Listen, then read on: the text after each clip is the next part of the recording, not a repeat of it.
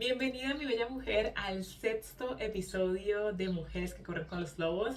Este es el episodio de Patito Feo y solamente antes de comenzar la lectura quiero decirte que esta es una lectura que estamos haciendo juntas en nuestra membresía Diosa Radiante. Así que si tú quieres leer este libro y no solamente leerlo, sino que también trabajarlo y aplicarlo en tu vida, en tu semana y ver la transformación que trae a ti. Abajo en la descripción te voy a dejar el link para que te unas a Diosa Radiante y puedas comenzar este proceso, este viaje de esa mujer salvaje que vive en ti. Comenzamos. El hallazgo de la manada, la dicha de la pertenencia, el patito feo. A veces a la mujer salvaje la vida le falla desde el principio. Muchas mujeres son hijas de unos progenitores que en su infancia las estudiaban, preguntándose cómo era posible que aquella pequeña intrusa hubiera conseguido introducirse en la familia. Otros progenitores se pasaban el rato con los ojos en blanco sin prestar la menor atención a su hija, o bien la maltrataban o la miraban con frialdad. Las mujeres que han pasado por esta experiencia tienen que animarse. Se han vengado siendo sin culpa por su parte un engorro al que sus padres han tenido que criar y una espina clavada permanentemente en sus costados. Y hasta es muy posible que hoy en día sean capaces de causarles un profundo temor cuando llaman a su puerta. No está del todo mal como justo castigo infligido por el inocente. Hay que dedicar menos tiempo a pensar en lo que ellos no dieron y más tiempo a buscar a las personas que nos corresponden. Es muy posible que una persona no pertenezca en absoluto a su familia biológica. Es muy posible que desde un punto de vista genético pertenezca a su familia, pero por temperamento se incorpore a otro grupo de personas. También cabe la posibilidad de que alguien pertenezca aparentemente a su familia, pero su alma se escape pero su alma, ay, me perdí. A ver, pero su alma se escape de un salto. Corra calle abajo y sea glotonamente feliz zampándose pastelitos espirituales en otro sitio. Hans Christian Andersen escribió docenas de cuentos literarios acerca de los huérfanos. Era un gran defensor de los niños perdidos y abandonados y un firme partidario de la búsqueda de los que son como nosotros. Su versión del Patito Feo se publicó por primera vez en 1845. El antiguo tema del cuento es el de lo insólito y lo desválido, una semihistoria perfecta de la mujer salvaje. En los últimos 2 siglos, El Patito Feo ha sido uno de los pocos cuentos que han animado a varias generaciones sucesivas de seres extraños a resistir hasta encontrar a los suyos.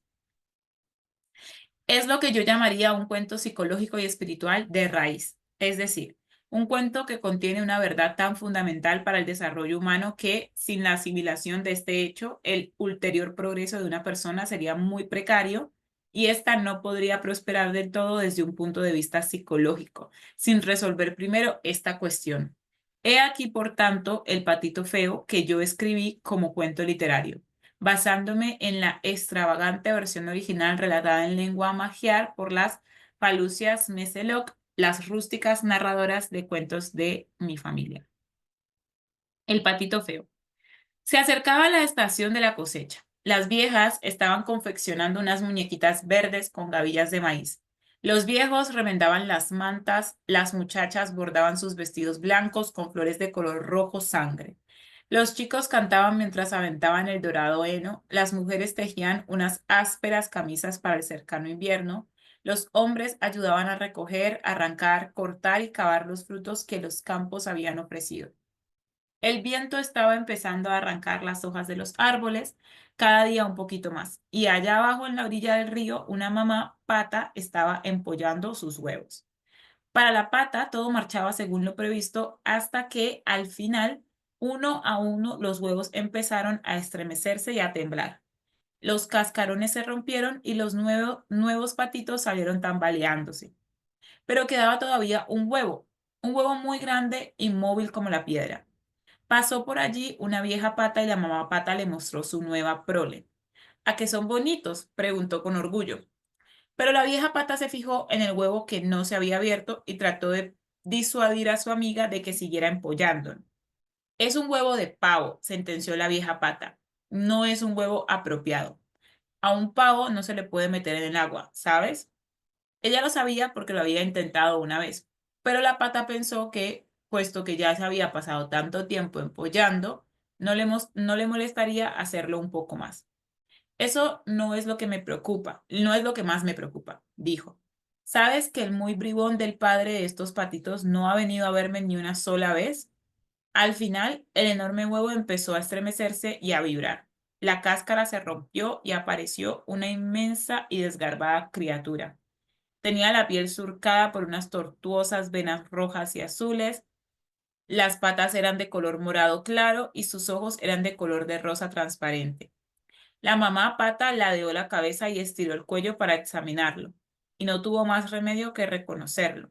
Era decididamente feo. A lo mejor es un pavo, pensó, preocupada. Sin embargo, cuando el patito feo entró en el agua con los demás polluelos de la nidada, la mamá pato vio que sabía nadar perfectamente. Sí, es uno de los míos, a pesar de este aspecto tan raro que tiene. Aunque bien mirado, me parece casi guapo. Así pues, lo presentó a las demás criaturas de la granja, pero antes de que se pudiera dar cuenta, otro pato cruzó como una exhalación el patio y picoteó al patito feo directamente en el cuello. ¡Detente! Gritó la mamá pata. Pero el matón replicó, es tan feo y tan raro que necesita que lo intimiden un poco. La reina de los patos con su cinta roja en la pata comentó, vaya, otra nidada, como si no tuviéramos suficientes bocas que alimentar. Y aquel de allí tan grande y tan feo tiene que ser una equivocación. No es una equivocación, dijo la mamá pata. Será muy fuerte. Lo que ocurre es que se ha pasado demasiado tiempo en el huevo y aún está un poco deformado. Pero todo se arreglará, ya lo verás, añadió, alisando las plumas del patito feo y lamiéndole los remolinos de plumas que le caían sobre la frente. Sin embargo, los demás hacían todo lo posible por hostigar de mil maneras al patito feo. Se le echaban encima volando, lo mordían, lo picoteaban, le silbaban y le gritaban.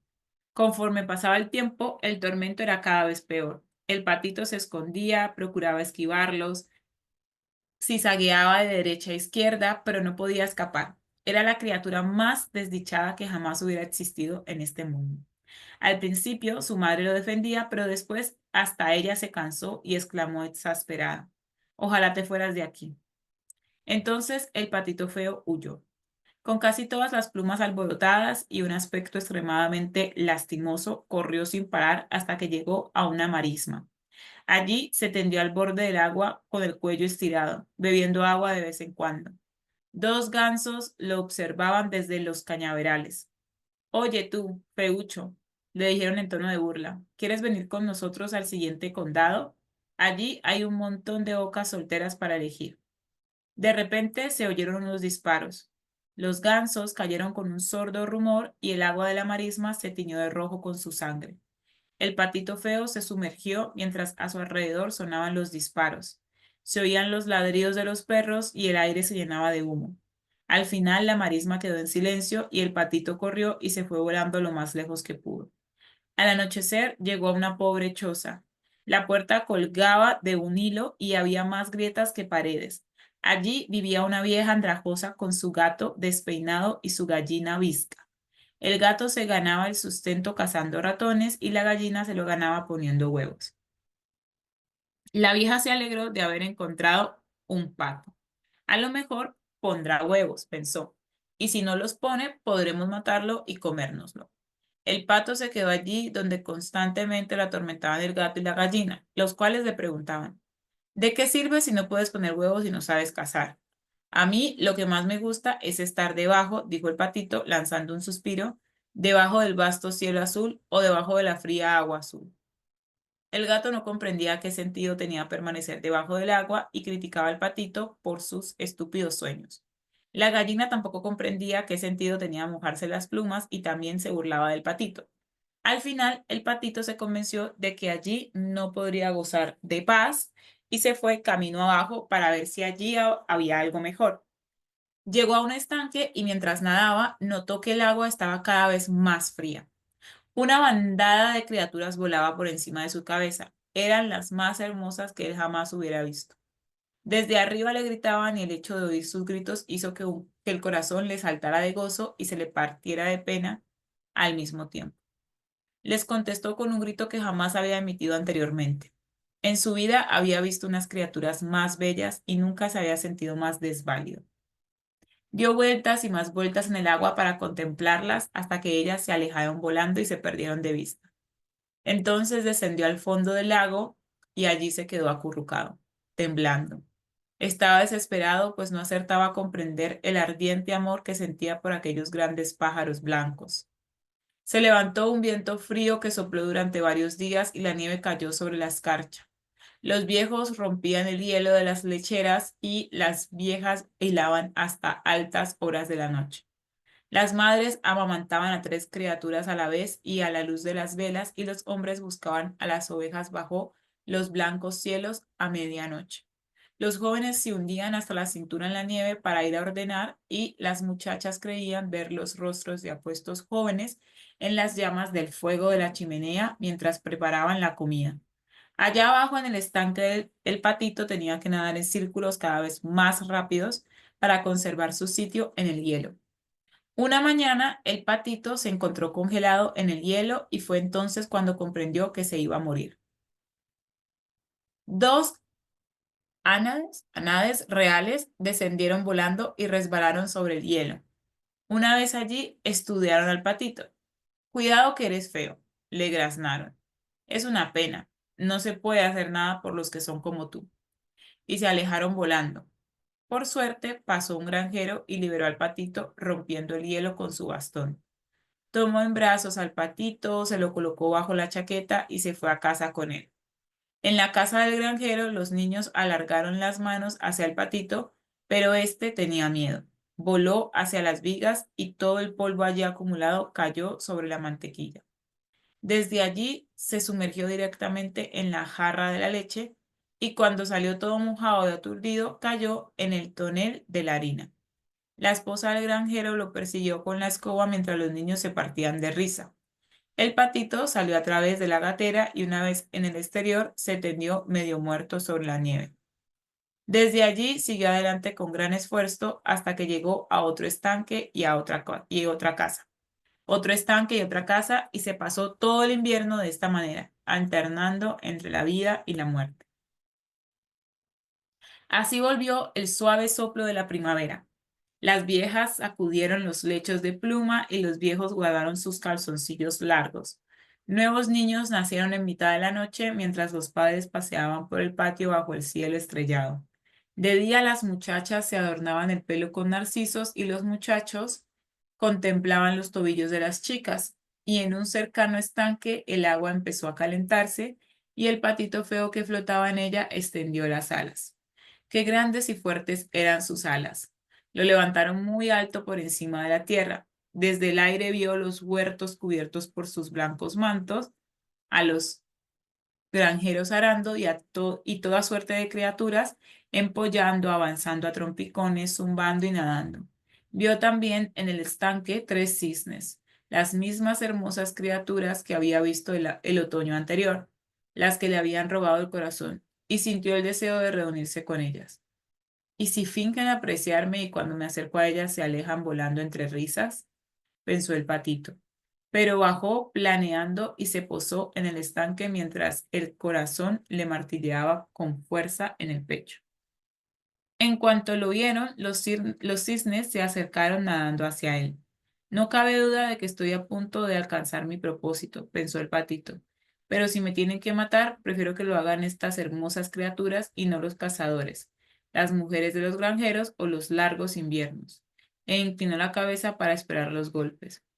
Pero, oh prodigio, en el espejo del agua vio reflejado un cisne en todo su esplendor.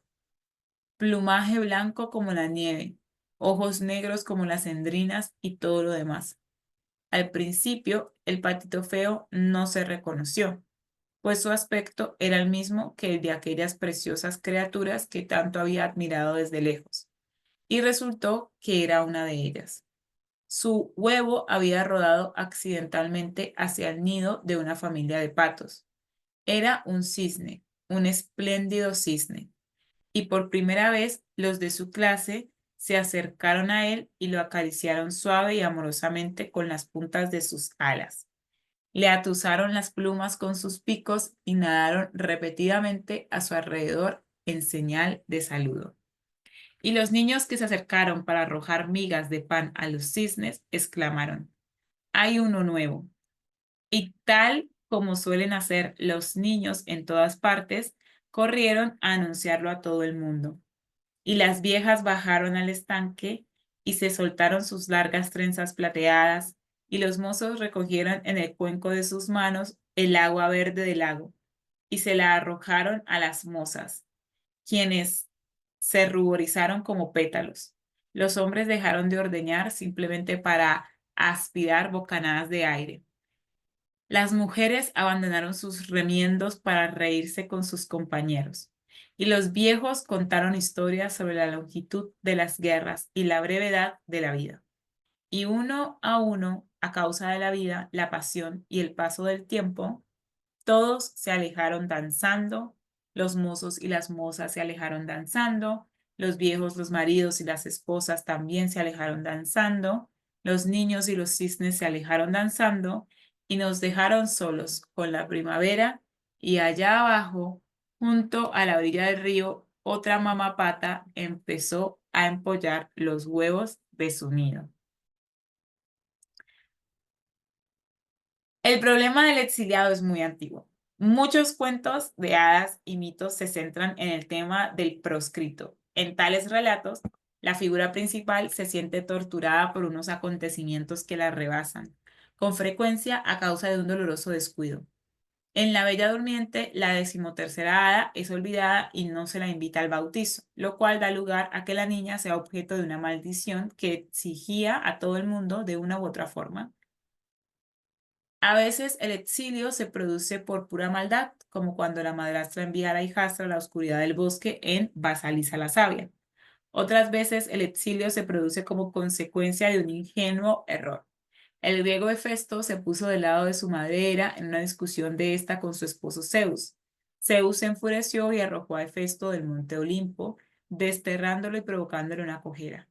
A veces el exilio es consecuencia de un pacto que no se comprende, tal como ocurre en el cuento de un hombre que accede a vagar como una bestia durante un determinado número de años para poder ganar un poco de oro, y más tarde descubre que ha entregado su alma al diablo disfrazado. El tema del patito feo es universal.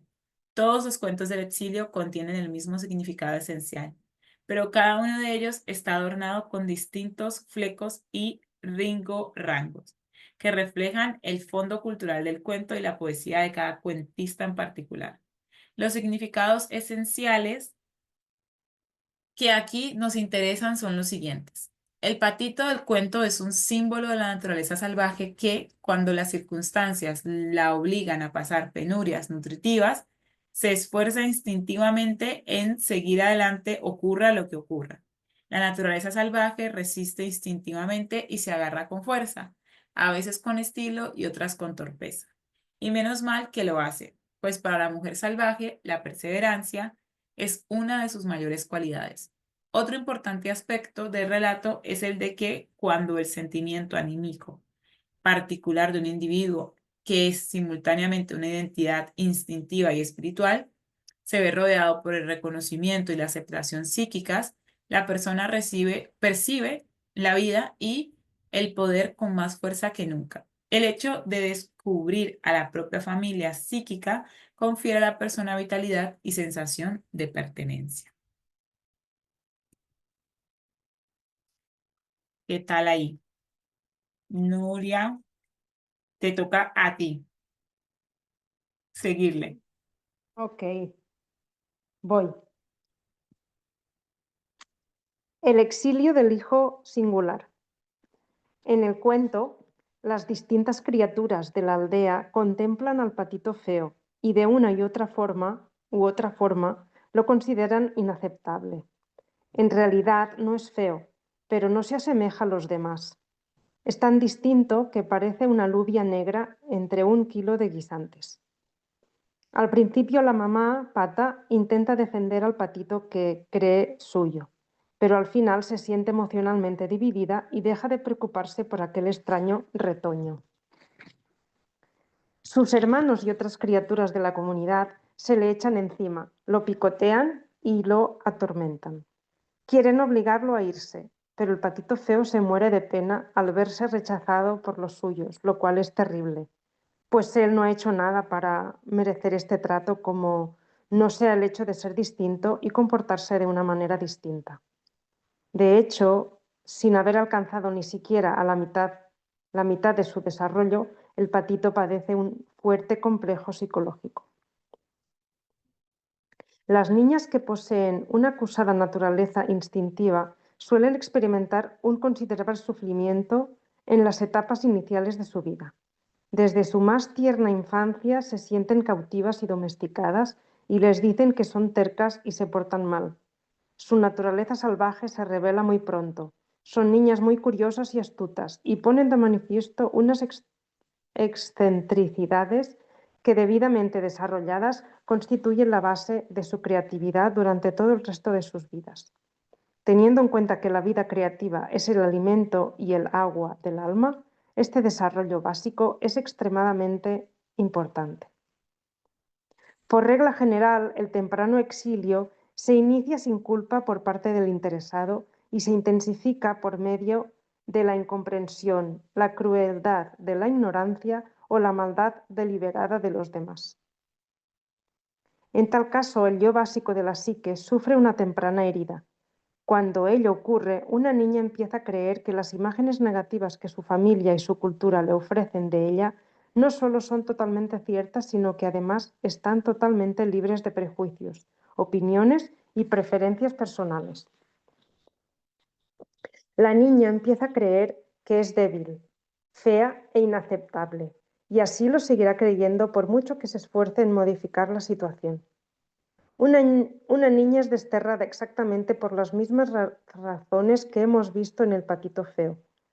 En muchas culturas, cuando nace una niña, se espera de ella que sea o se convierta en un determinado tipo de persona, se comporte de una cierta manera convencional, tenga una serie de valores que, aunque no sean idénticos a los de su familia, sí por lo menos se basen en ellos y, en cualquier caso, no provoque sobresaltos de ningún tipo.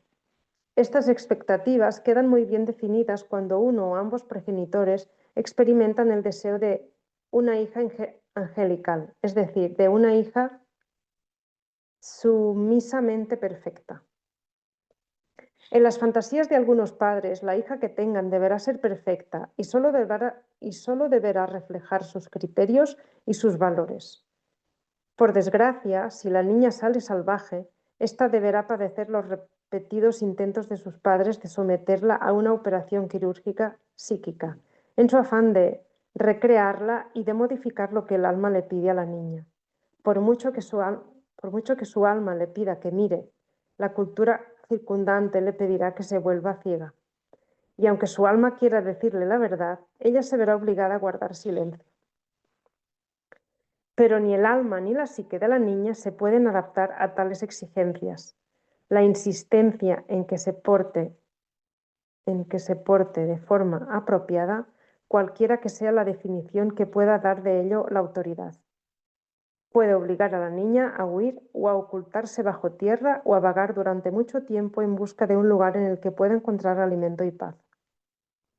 Cuando la cultura define minuciosamente lo que constituye el éxito o la deseable perfección en algo, el aspecto, la estatura, la fuerza, la forma, el poder adquisitivo, la economía, la virilidad, la feminidad, los buenos hijos, la buena conducta, las creencias religiosas. En la psique de todos los miembros de esa cultura se produce una introyección de los mandatos, correspondientes con el fin de que las personas puedan acomodarse a dichos criterios. Por consiguiente, el tema de la mujer salvaje exiliada suele ser doble, interior y personal, y exterior y cultural. Vamos a analizar aquí el tema del exilio interior, pues cuando el sujeto adquiere la necesaria fuerza, no una fuerza perfecta, sino una fuerza moderada e idónea para ser él mismo y encontrar el el lugar que le corresponde, puede influir magistralmente en la comunidad exterior y en la conciencia cultural. ¿Qué es una fuerza moderada? ¿Qué es una fuerza moderada? Es la que se posee cuando la madre interior que cuida a la persona no sabe al 100% lo que hay que hacer a continuación. Basta con que lo sepa al 75%. El 75% es un porcentaje aceptable. Recuerda que decimos que una planta está florida tanto si se encuentra a la mitad como si se encuentra a 3/4 o en la plenitud de su ciclo de floración. Clases de madres. Aunque la madre del cuento se puede interpretar como un símbolo de la madre exterior, la mayoría de las personas que ahora son adultas han recibido de su madre real el legado de la madre interior. Se trata de un aspecto de la psique que actúa y responde de una manera que es idéntica a la experiencia infantil de la mujer con su propia madre. Además, la madre interior está hecha no solo de la experiencia de la madre personal, sino también de las otras figuras maternas de nuestra vida y de las imágenes culturales que se tenían de la buena madre y de la mala madre en la época de nuestra infancia. En casi todos los adultos, si hubo en otros tiempos alguna dificultad con la madre, pero ahora ya no la hay, existe todavía en su psique una doble de su madre que habla, actúa y responde de la misma manera que su madre real en la primera infancia.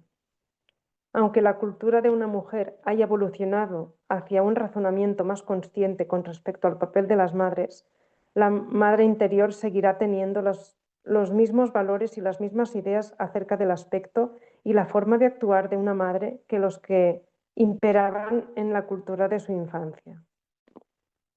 En la psicología profunda, todo este laberinto se llama complejo de la madre.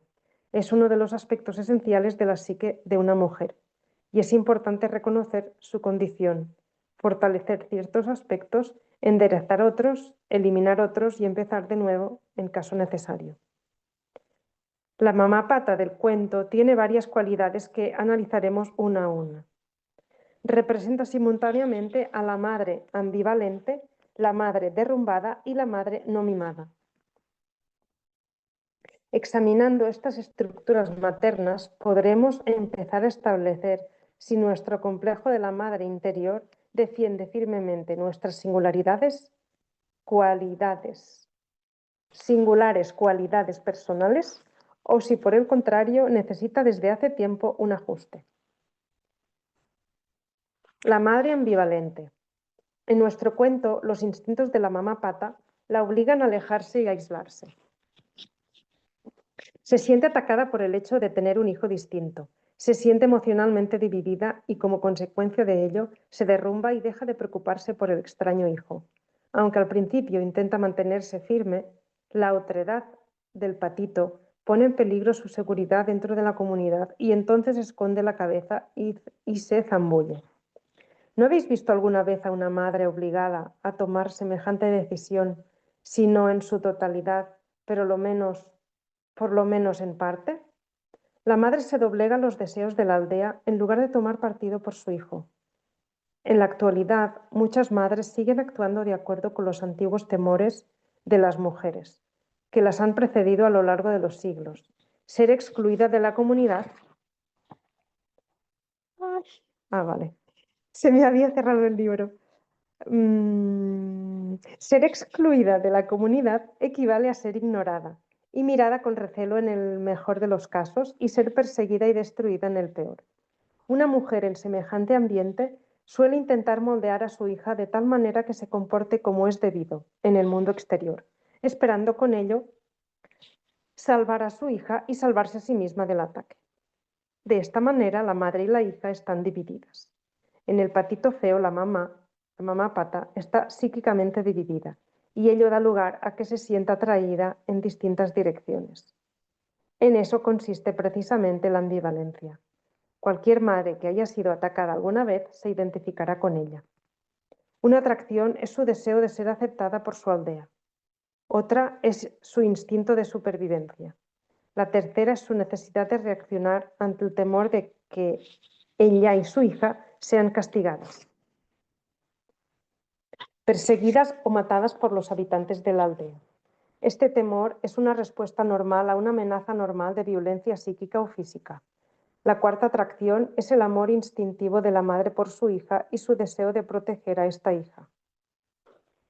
En las culturas punitivas es frecuente que las mujeres se debatan entre el deseo de ser aceptadas por la clase dominante, su aldea, y el amor a su hijo, tanto si se trata de un hijo simbólico como si se trata de un hijo creativo o de un hijo biológico. La historia es muy antigua. Muchas mujeres han muerto psíquica y espiritualmente en su afán de proteger a un hijo no aceptado, el cual puede ser su arte, su amante, sus ideas políticas, sus hijos o su vida espiritual. En casos extremos, las mujeres han sido ahorcadas, quemadas en la hoguera y asesinadas por haber desafiado los preceptos de la aldea y haber protegido al hijo no sancionado. La madre de un hijo que es distinto tiene que poseer la resistencia de Sísifo, el terrorífico aspecto de los cíclopes y el duro pellejo de Calibán, para poder ir a contracorriente de una cultura estrecha de miras. Las condiciones culturales más destructivas en las que puede nacer y vivir una mujer son aquellas que insisten en la necesidad de obedecer sin consultar con la propia alma, las que carecen de comprensivos rituales de perdón, las que obligan a la mujer a elegir entre su alma y la sociedad, aquellas en las que conveniencias económicas o los sistemas de casta impiden la compasión por los demás, en las que el cuerpo es considerado algo que hay que purificar o un santuario que se rige por decretos, en las que lo nuevo, lo insólito o lo distinto no suscita el menor placer, en las que la curiosidad y la creatividad son castigadas y denostadas en lugar de ser premiadas, o en las que solo se premian si el sujeto no es una mujer. Aquellas en las que se cometen actos dolorosos contra el cuerpo, unos actos que encima se llaman sagrados, o aquellas en las que la mujer es castigada injustamente por su bien, tal como lacónicamente dice Alice Miller, y en las que el alma no se considera un ente de pleno derecho. Es posible que la mujer que tiene en su psique esta madre ambivalente ceda con demasiada facilidad y tema asumir una postura, exigir respeto, ejercer su derecho a hacer las cosas, emprenderlas y vivirlas a su manera. Tanto si estas cuestiones derivan de una estructura interior como si proceden de la cultura exterior, para que la función materna pueda resistir semejantes presiones, la mujer tiene que poseer ciertas cualidades agresivas que en muchas culturas se consideran masculinas.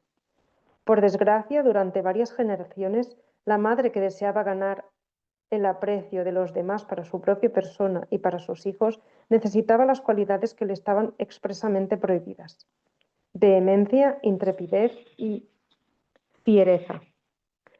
Para que una madre pueda criar satisfactoriamente a un hijo que en sus necesidades psíquicas y anímicas es ligera o considerablemente distinto de lo que manda la cultura dominante, tiene que hacer acopio de ciertas cualidades heroicas. Como las heroínas de los mitos, tiene que ser capaz de encontrar y adueñarse de estas cualidades en caso de que no estén autorizadas. Tiene que guardarlas y soltarlas en el momento adecuado, y tiene que defender su propia persona y aquello en lo que cree. No hay prácticamente ninguna manera de prepararse para eso, como no sea armándose de valor y entrando en acción. Desde tiempo inmemorial, un acto considerado heroico ha sido el remedio de la entontecedora ambivalencia. Bien, La madre, vamos a hablarlo. Hasta aquí. La madre derrumbada. Al final, la mamá pata ya no puede soportar el acoso que sufre el hijo que ella ha traído al mundo. Pero lo más revelador es que ya no puede tolerar el tormento que a ella misma le causa la comunidad como consecuencia de sus intentos de proteger a su extraño hijo. Y entonces se derrumba y le grita al patito: «Ojalá te fueras de aquí». Y el desventurado patito se va. Cuando una madre se derrumba psicológicamente, significa que ha perdido el sentido de sí misma. Puede ser una malvada madre narcisista que se considera con derecho a ser una niña. pero lo más probable es que se haya visto separada del yo salvaje y se haya derrumbado debido al temor a una amenaza real de carácter psíquico o físico. Cuando las personas se derrumban, suelen resbalar hacia uno de los tres estados emocionales siguientes. Un lío, están confusas. Un revolcadero, creen que nadie comprende debidamente su tormento. O un pozo, una repetición emocional de una antigua herida, a menudo una injusticia no reparada y por la que nadie pagó, cometida con ellas en su infancia. A ver, espera, voy a subrayar eso para después. Listo, a ver. Para conseguir que una madre se derrumbe, hay que provocar en ella una división emocional. Desde tiempo inmemorial, el medio más utilizado ha sido el de obligarla a elegir entre el amor a su hijo y el temor al daño que la aldea pueda causarles a ella y a su hijo si no se atiene a las reglas. En La decisión de Sophie de William Styron, la heroína Sophie es una prisionera en un campo de exterminio nazi. Comparece ante la presencia del comandante nazi con sus dos hijos en brazos. El comandante la obliga a elegir cuál de sus hijos se salvará y cuál de ellos morirá, diciéndole que, si se niega a hacerlo, ambos niños morirán. Aunque semejante elección sea impensable, se trata de una opción psíquica que las madres se han visto obligadas a hacer a lo largo de los siglos. Cumple las reglas y mata a tus hijos o atente a las consecuencias. Y así sucesivamente. Cuando una madre se ve obligada a elegir entre su hijo y la cultura, nos encontramos en presencia de una cultura terriblemente cruel y desconsiderada. Una cultura que exige causar daño a una persona para defender sus propios preceptos es verdaderamente una cultura muy enferma. Esta cultura puede ser aquella en la que vive la mujer, pero lo más grave es que también puede ser la que ella lleva consigo en el interior de su mente. Hay innumerables ejemplos literales de ello en todo el mundo, y algunos de los más infames se dan en el continente americano, donde ha sido tradicional obligar a las mujeres a separarse de sus seres queridos y de las cosas que aman. En los siglos XVIII, XIX y XX hubo la larga y espantosa historia de la ruptura de las familias obligadas a someterse a la esclavitud. En los últimos siglos, las madres han tenido que entregar sus hijos a la patria en tiempo de guerra y encima alegrarse de ello. Las forzadas repatriaciones se siguen produciendo hoy en día. En todo el mundo y en distintas épocas se ha prohibido a las mujeres amar y dar cobijo a quien ellas quieren y en la forma que desean. Una de las opresiones contra la vida espiritual de las mujeres de la que menos se habla es la de millones de madres solteras en todo el mundo, incluso en Estados Unidos, que solo en este siglo se han visto obligadas por la moral dominante a ocultar su condición o a esconder a sus hijos, o bien a matarlos, o a renunciar a ellos, o a vivir mal bajo una falsa identidad como ciudadanas humilladas y privadas de todo derecho. Durante muchas generaciones, las mujeres han aceptado el papel de seres humanos legitimizados a través de su matrimonio con un hombre. Se han mostrado de acuerdo en que una persona no es aceptable a menos que así lo decida un hombre. Sin la protección masculina, la madre es vulnerable. Es curioso que en El patito feo al padre se le mencione solo una vez cuando la madre está empollando el huevo del patito feo y se queja del comportamiento del padre de sus crías. El muy bribón no ha venido a visitarme ni una sola vez. Durante mucho tiempo en nuestra cultura, lamentablemente y por distintas razones, el padre no ha podido o no ha querido, por desgracia, estar disponible para nadie, ni siquiera para sí mismo. Se podría decir con razón que, para muchas niñas salvajes, el padre era un hombre derrumbado, una simple sombra que todas las noches ay, perdón, me perdí. Una sombra que todas las noches se colgaba en el armario junto con su abrigo. Cuando una mujer tiene en el interior de su psique o en la cultura en la que vive la imagen de una madre derrumbada, suele dudar de su propia valía. Puede pensar que el hecho de escoger entre la satisfacción de sus exigencias externas y las exigencias de su alma es una cuestión de vida o muerte. Puede sentirse como una atormentada forastera que no pertenece a ningún lugar, lo cual es relativamente normal en un exiliado. Pero lo que en modo alguno es normal es sentarse a llorar sin hacer nada al respecto. Hay que levantarse e ir en busca del lugar al que una pertenece. Para un exiliado, este es siempre el siguiente paso, y para una mujer con una madre derrumbada en su interior, es el paso esencial. La mujer que tiene una madre derrumbada debe negarse a convertirse en lo mismo. Ahorita continúo, pero me estoy quedando sin pila, entonces déjenme, me conecto rápidamente. ¿Verdad? Sale. La madre niña o la madre no mimada. La imagen representada por la mamá pata del cuento es, como se puede ver, muy ingenua y poco sofisticada. La clase más habitual de madre frágil es con mucho la de la madre no mimada. En el cuento, la que tanto insistía en tener hijos es la que más tarde se aparta de su hijo. Hay muchas razones por las cuales un ser humano o una madre psíquica se puede comportar de esta manera. Puede tratarse de una mujer que no ha sido mimada. Puede ser una madre frágil, muy joven o muy ingenua desde el punto de vista psíquico. Puede estar psíquicamente lastimada hasta el extremo de considerarse indigna de ser amada incluso por un niño. Puede haber estado tan torturada por su familia y su cultura que no se considere digna de tocar la orla del arquetipo de la madre radiante que acompaña a la nueva maternidad. Como se ve, no hay vuelta de hoja. A una madre se la tiene que mimar para que mime a su vez a sus hijos. A pesar de que una mujer tiene un inalienable vínculo espiritual y físico con sus hijos, en el mundo de la mujer salvaje instintiva, ésta no se convierte por sí sola de golpe y porrazo en una madre temporal plenamente formada. En tiempos antiguos, las cualidades de la naturaleza salvaje se solían transmitir a través de las manos y las palabras de las mujeres que cuidaban a las jóvenes madres. Sobre todo, las madres primerizas llevan dentro no una experta anciana, sino una madre niña. Una madre niña puede tener cualquier edad, 18 o 40 y tantos años, da lo mismo. Todas las madres primerizas son madres niñas al principio.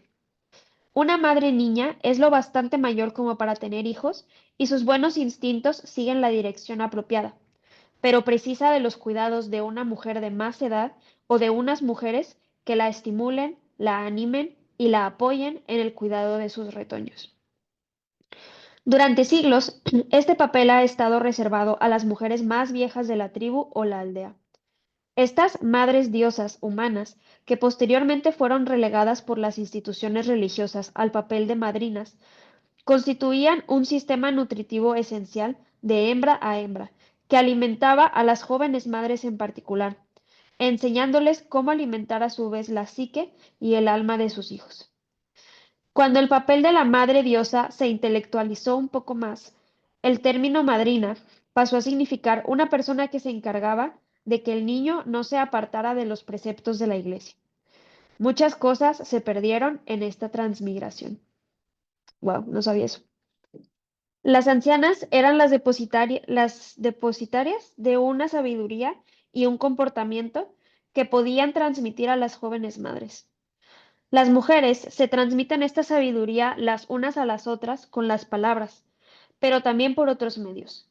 Una simple palabra, una mirada, un roce de la palma de la mano, un murmullo o una clase especial de afectuoso abrazo son suficientes para transmitir complicados mensajes acerca de lo que se tiene que ser y el cómo se tiene que ser. El yo instintivo siempre bendice y ayuda a las que vienen detrás. Es lo que ocurre entre las criaturas sanas y los seres humanos sanos.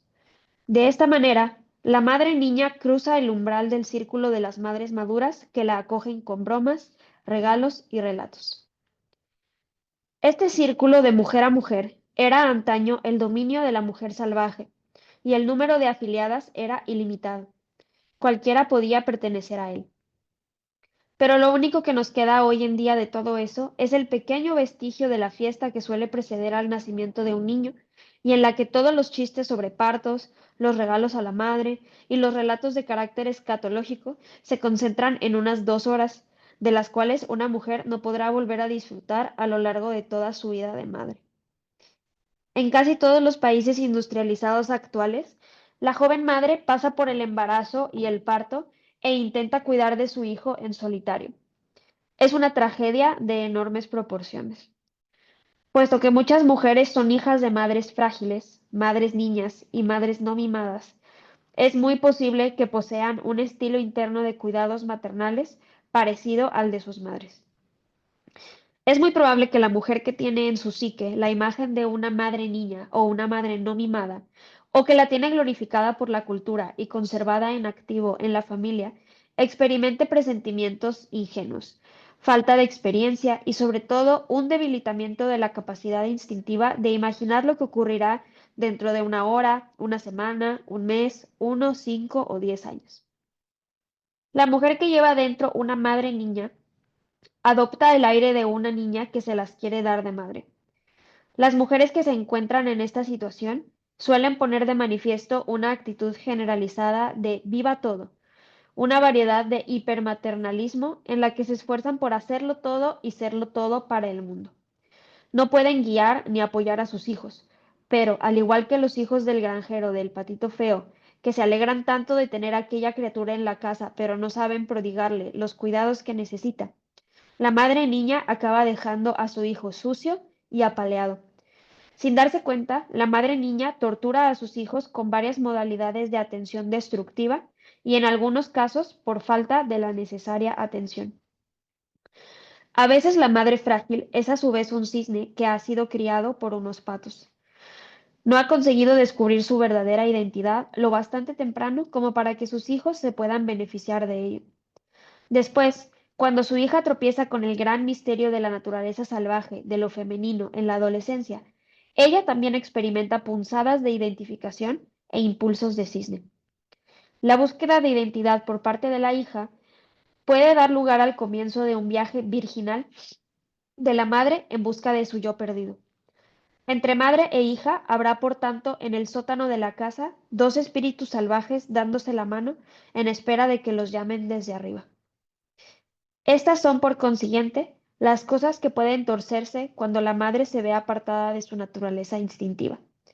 Pero no hay que suspirar demasiado fuerte ni durante demasiado tiempo, pues todo eso tiene remedio. Continúo. La madre fuerte, la hija fuerte. El remedio consiste en mimar amorosamente a la joven madre que una lleva dentro, lo cual se consigue por medio de mujeres del mundo exterior más sabias y maduras, preferentemente templadas como el acero y robustecidas por el fuego tras haber pasado por lo que han tenido que pasar. Cualquiera que sea el precio que se tenga que pagar, incluso hoy en día, sus ojos ven, sus oídos oyen, sus lenguas hablan y son amables. Aunque hayas tenido la madre más maravillosa del mundo, es posible que al final llegues a tener más de una. Tal como tantas veces les he dicho a mis hijas, sois hijas de una madre, pero con un poco de suerte tendréis más de una. Y entre ellas encontraréis casi todo lo que necesitáis. Sus relaciones con todas las madres serán probablemente de carácter progresivo, pues la necesidad de guía y de consejo nunca termina ni conviene que termine desde el punto de vista de la profunda vida creativa de las mujeres. Las relaciones entre las mujeres, tanto si son entre mujeres que comparten la misma sangre, como si son entre compañeras psíquicas, entre analista y paciente, profesora y alumna, o almas gemelas, son relaciones de parentesco de la máxima importancia. Aunque algunos de los que escriben sobre psicología en la actualidad afirmen que el abandono de la matriz materna es una hazaña que, si no se cumple, contamina para siempre a la mujer, y aunque otros digan que el desprecio hacia la propia madre es algo beneficioso para la salud mental del individuo, en realidad la imagen y el concepto de la madre salvaje no se puede ni se debe abandonar jamás, pues la mujer que lo hace abandona su naturaleza profunda, la que contiene toda la sabiduría, todas las bolsas y las semillas, todas las agujas para remendar, todas las medicinas para trabajar y descansar, amar y esperar.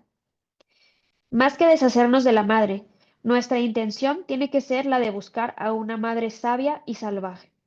No estamos y no podemos estar separadas de ella. Nuestra relación con esta madre espiritual tiene que girar incesantemente, tiene que cambiar incesantemente y es una paradoja. Esta madre es la escuela en la que hemos nacido, una escuela en la que somos simultáneamente alumnas y profesoras durante toda la vida. Tanto si tenemos hijos como si no, tanto si cultivamos el jardín como si cultivamos la ciencia o el vibrante mundo de la poesía, siempre tropezaremos con la madre salvaje en nuestro camino hacia otro lugar. Y así tiene que ser. Pero, ¿qué decir de la mujer que ha pasado realmente por la experiencia de una madre destructiva en su infancia? Por supuesto que este periodo no se puede borrar, pero se puede suavizar. No se puede endulzar, pero ahora se puede reconstruir debidamente y con toda su fuerza. No es la reconstrucción de la madre interior lo que tanto asusta a muchas, sino el temor de que haya muerto algo esencial, algo que jamás podrá volver a la vida, algo que no recibió alimento porque la madre psíquica estaba muerta. A estas mujeres les digo que se tranquilicen, porque no están muertas ni mortalmente heridas. Tal como ocurre en la naturaleza, el alma y el espíritu cuentan con unos recursos sorprendentes.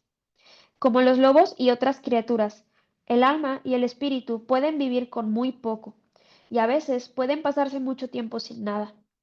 Para mí, este es el milagro más grande que puede haber. Una vez yo estaba trasplantando un seto vivo de lilas. Un gran arbusto había muerto por misteriosas razones, pero los demás estaban cubiertos de primaverales flores moradas. Cuando lo saqué de la tierra, el arbusto muerto crujía como las quebradizas cáscaras de los cacahuates. Descubrí que su sistema de raíces estaba unido a los de las restantes lilas vivas que bordeaban toda la valla. Pero lo más sorprendente fue descubrir que el arbusto muerto era la madre. Sus raíces eran las más viejas y fuertes. Todos sus hijos mayores se encontraban de maravilla, a pesar de que ella estaba patas arriba, por así decirlo. Las lilas se reproducen con el llamado sistema de chupón, por lo que cada árbol es del, un vástago progenitor inicial. Con este sistema, si la madre falla, el hijo puede sobrevivir. Esta es la pauta y la promesa psíquica para las mujeres que no han tenido cuidados maternales o han tenido muy pocos, y también para aquellas cuyas madres las han torturado. Aunque la madre caiga, aunque no tenga nada que ofrecer, la hija se desarrollará, crecerá independientemente y prosperará.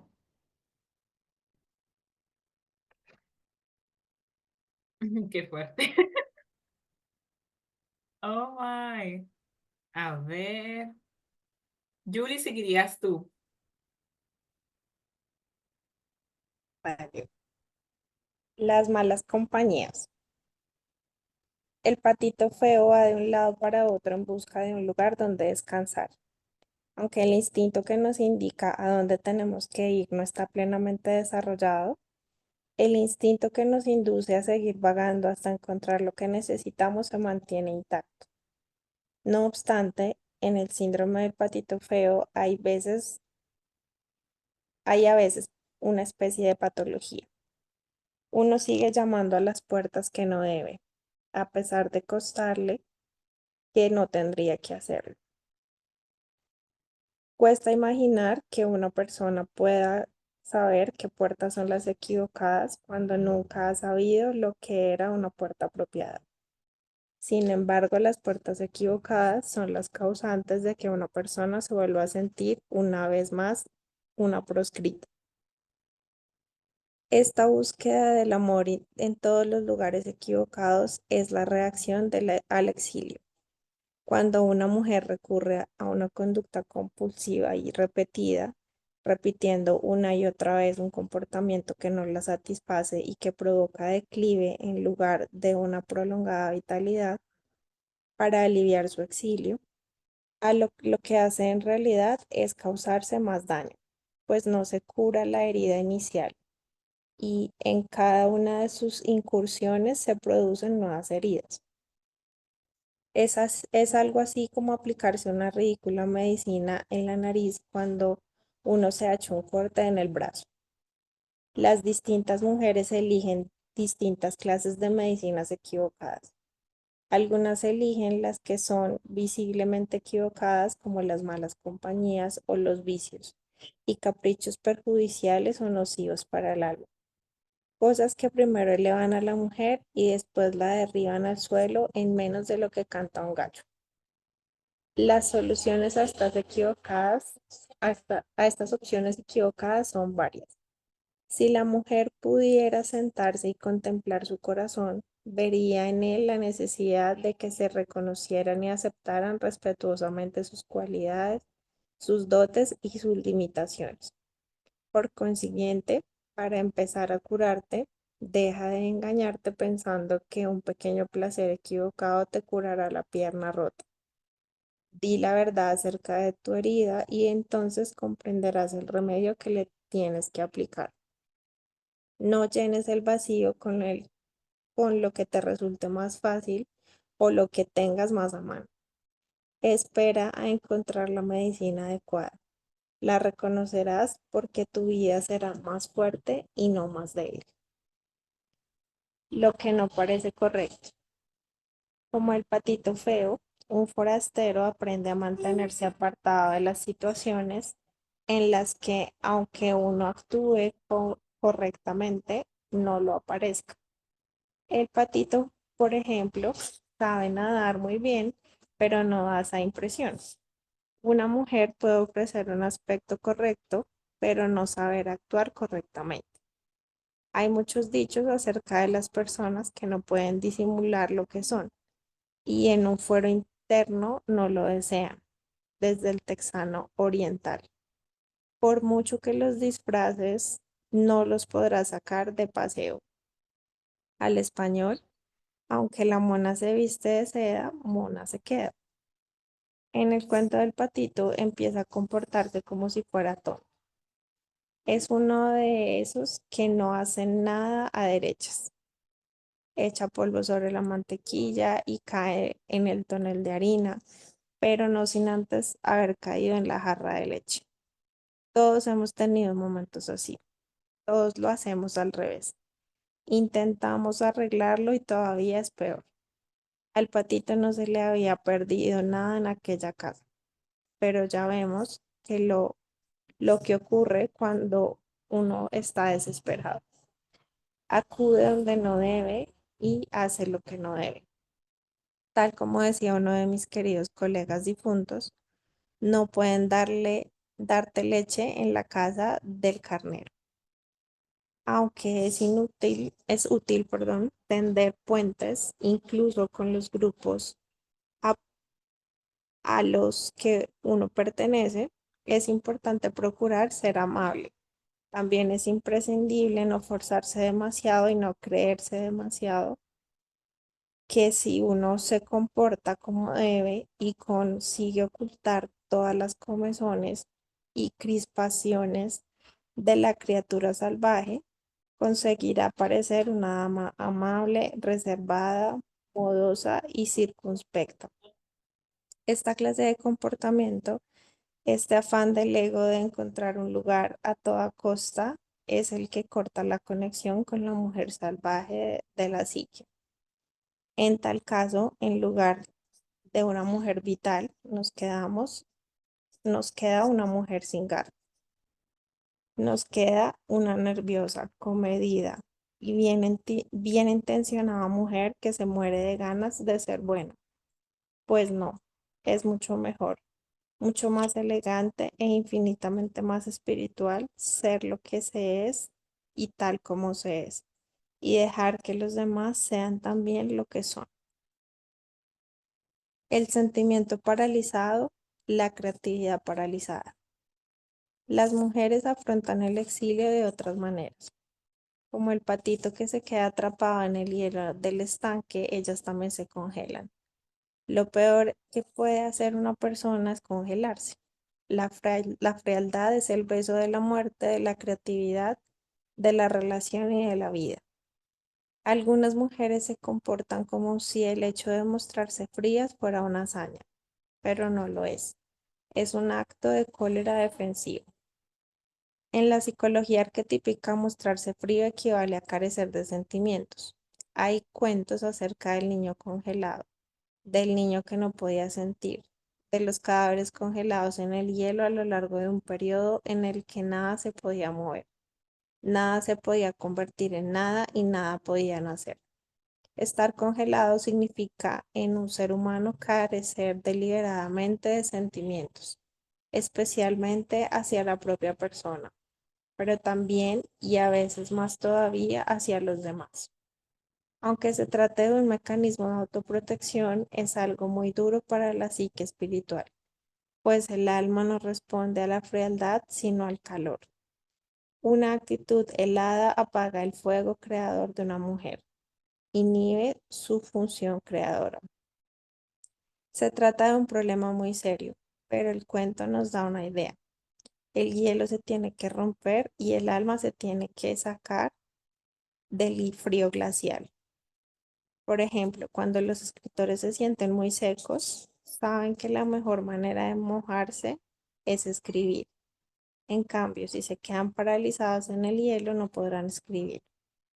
Hay pintores que se mueren de deseo de pintar, pero se dicen, largo de aquí, tu obra es estrambótica y fea.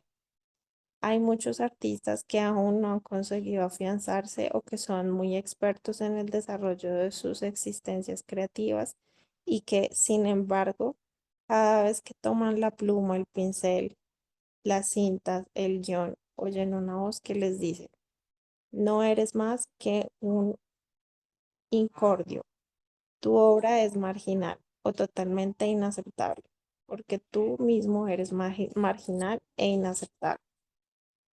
¿Dónde está pues la solución? Haz lo que hace el patito. Sigue adelante por mucho que te cueste. Toma la pluma, acércalo a la página y deja de gimotear. Escribe. Toma el pincel y para variar, sé dura con tu propia persona y pinta. Bailarinas, poneos, la túnica holgada, atados, cintas en el pelo, en la cintura, en los tobillos y decirle al cuerpo que empiece a partir de ahí. Bailad, actriz, comediógrafo, poeta, músico o quien quiera que seáis, dejad de hablar. No digáis una sola palabra más a no ser que seáis cantantes, encerrados en una habitación con un techo o un claro del bosque bajo el cielo. Dedicaos a vuestro arte. Por regla general, una cosa no puede congelarse si se mueve. Moveos pues, no dejéis de mover. El forastero de paso. Aunque en el cuento el granjero que se lleva el patito a casa parece un artificio literario para adornar el relato y no un leitmotiv arquetípico acerca del exilio, el episodio contiene una idea que me parece interesante. La persona que quizá nos saque del hielo y que tal vez nos pueda liberar psíquicamente de nuestra falta de sentimientos no va a ser necesariamente la que nos corresponda. Podría ser como en el cuento, uno más de esos magníficos pero fugaces acontecimientos que aparecieron cuando menos lo esperábamos, un acto de bondad de un forastero de paso. He aquí otro ejemplo de alimento de la psique que se produce cuando una persona se encuentra al límite de sus fuerzas y ya no puede resistir. En tal caso, algo que nos reconforta aparece como llovido del cielo para ayudarnos y después se pierde en la noche dejando a su paso una estela de duda. ¿Era un ser humano o un espíritu? Podría ser una repetida ráfaga de suerte que cruza la puerta llevando consigo algo muy necesario. Podría ser algo tan sencillo como una tregua, una disminución de la presión, un pequeño espacio de descanso y reposo. Ahora no estamos hablando de un cuento de hadas, sino de la vida real. Cualquier cosa que sea, se trata de un momento en el que el espíritu de una u otra forma nos obliga a salir fuera. Nos muestra el pasadizo secreto, el escondrijo, la ruta de huida. Y esta aparición cuando nos sentimos abatidas y tormentosamente oscuras u oscuramente serenas es lo que nos empuja a través del pasadizo hacia el siguiente paso, la siguiente fase de aprendizaje de la fuerza del exilio. ¿Sientes que tu cuerpo te está pidiendo una nueva forma de vivir tu feminidad? En Diosa Radiante te acompaño a reconectar con tu ciclo, sanar tus hormonas y elevar tu energía femenina desde la unión con tu energía masculina. Durante 30 días tendrás acceso gratuito a una comunidad de mujeres donde la ciencia y la espiritualidad se encuentran, con clases, talleres y espacios diseñados para guiarte hacia tu equilibrio hormonal. Descubre el poder de conocerte cíclicamente. Te dejo el link en la descripción.